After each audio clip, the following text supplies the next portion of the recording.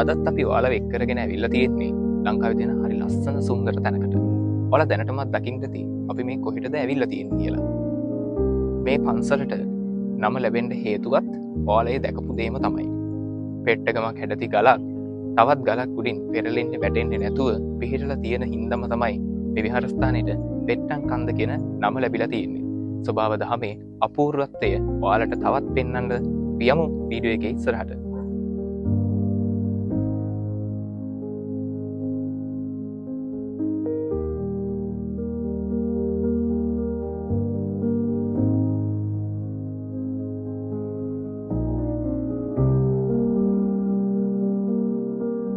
ලංකාවේ විහුණු රාජධානීන් අතර පළවෙනිම රාජධානිය තමයි අනුරාධපුර රාජධානිය කියලා කියන්නේ.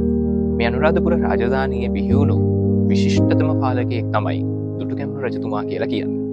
ලොකු පොඩි හැමෝම අඳුරන මේ දුටුගැමුණු රජතුමාගේ සහෝදරයා තමයි දුටුගැමුණු රජතුමාගෙන් පසුව රජකම බාරගන්නේ. ඒ තමයි සද්ධාතිස්ස රජතුමා. මේ සද්ධාතිස්ස රජතුමාගෙන් පසුව අනුරාධපුර රාජධානිය අගනුවර කරගනිමින් අනුරාධපුර රාජධානියේ තම බලය පිහිටවන්නේ සද්ධාතිස්ස රජතුමාගේ පුතා වුණ වළගම්බා රජතුමා.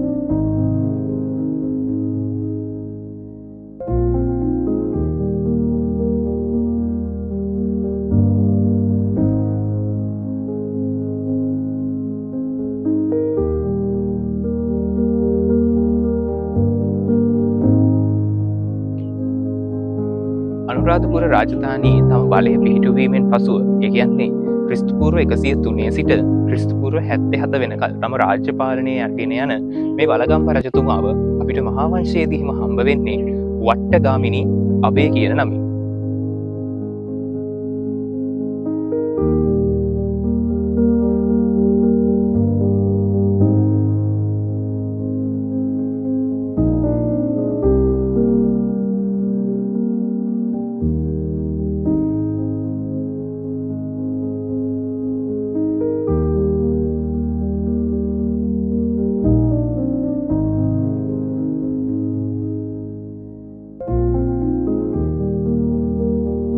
සද්ධාතිස්ස රජතුමාගෙන් පස්සේ සද්ධාතිස්ස රජතුමාගේ පුතුන් 4 දෙනා.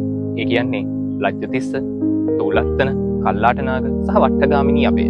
මේ කුමාරවරුන් 4 දෙනා පිළිවෙලින් රජකම් කරන්න යෙදෙනවා. අවසානයේදී කල්ලාටනාග කුමාරයා රජකම් කරන අතරතුර මහාරිට්ට කියන සෙනවියා කල්ලාටනාග රජතුමාව ඝාතනය කරලා රජකම බලෙන් පැහැර ගන්නවා.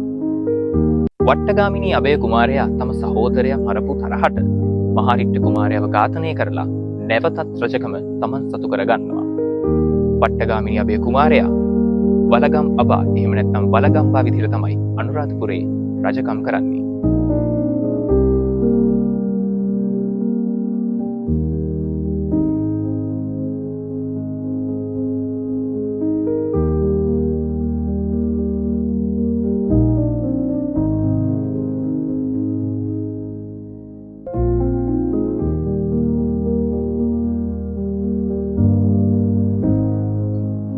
වට්ටගාමිනී අබේ එහෙම නැත්නම් කතා කරන්න යන වළගම්බා රජතුමා අනුරාධපුර රාජධානියේ රජ වෙලා ක්‍රිස්තු පූර්ව 103 සිට ක්‍රිස්තු පූර්ව 77 වෙනකල් තම රාජ්‍ය කාලය පවත්වාගෙන යද්දී රජ වෙලා මාස 5කට පස්සේ රජතුමාට එල්ල වෙනවා දරුණු ආක්‍රමණයක්.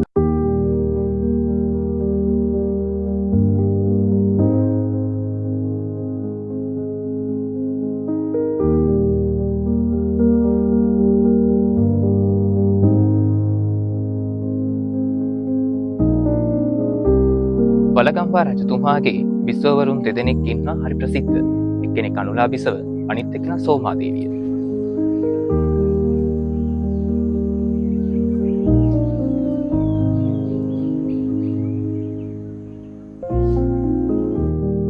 වට්ටගාමිනී අබේ නැත්නම් වළගම්. අපි මේ වෙනකල් කතා කරපු අපේ කතාවේ කතානායකයා. ඇයි අපි මෙච්චර වෙලා මේ වළගම්බා රජතුමා ගැන කතා කරන්නේ? මේ පන්සල ප්‍රසිද්ධ වෙන්නේ ඒ කියන වළගම්බා රජතුමා නිසාමයි.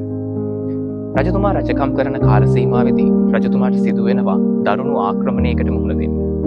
දකුණු ඉන්දියානු සද්‍රවිඩ ආක්‍රමණය තමයි රජතුමාගේ රාජ්‍ය කාලයේදී රජතුමාට මුහුණ දෙන්න සිදුවෙන ප්‍රබලතම අභියෝගය වෙන්නේ. සත්‍රවිඩ ආක්‍රමණයත් එක්ක පලා යන වලගම්බ රජතුමා සැඟවිලා සංවිධානය කරනවා තමන්ගේ සේනාව.